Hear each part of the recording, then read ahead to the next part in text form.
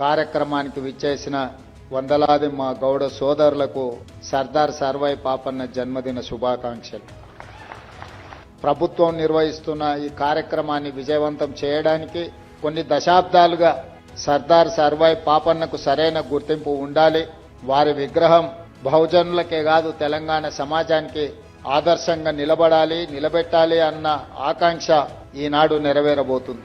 ఆనాడు నేను పిసిసి అధ్యక్షుడిగా పాదయాత్ర చేస్తూ ప్రజల దగ్గరికి వెళ్ళినప్పుడు హుస్నాబాద్ శాసనసభ నియోజకవర్గంలో మిత్రుడు పొన్నం ప్రభాకర్ గారు, ఆనాడు సర్దార్ సర్వాయి పాపన్న గౌడ్ గారు కిలాస్పూర్ కోటను వేదికగా చేసుకొని బహుజనుల సామ్రాజ్యాన్ని మొఘలులను ఓడించి తన శౌర్యాన్ని ప్రతాపాన్ని ఈ సమాజానికి చూపించడమే కాదు, ఆనాడే బహుజనుల సామ్రాజ్యాన్ని బహుజనులందరికీ ఏ విధంగా అందించవచ్చో నిరూపించిన గొప్ప పోరాట యోధుడు, వీరుడి యొక్క కోటను చూడడం జరిగింది.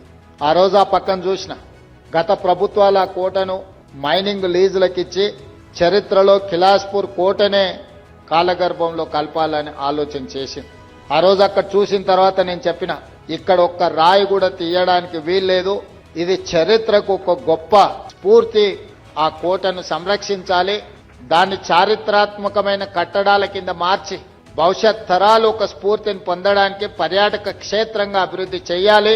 మన ప్రభుత్వం వస్తుంది, తప్పకుండా శ్రీమతి సోనియా గాంధీ గారి నేతృత్వంలో ఏర్పడబోయే ఇందిరమ్మ రాజ్యం ప్రజాపాలనలో తప్పకుండా అభివృద్ధి కార్యక్రమాలు చేపడతామని ఆ రోజు అక్కడనే చెప్పడం జరిగింది.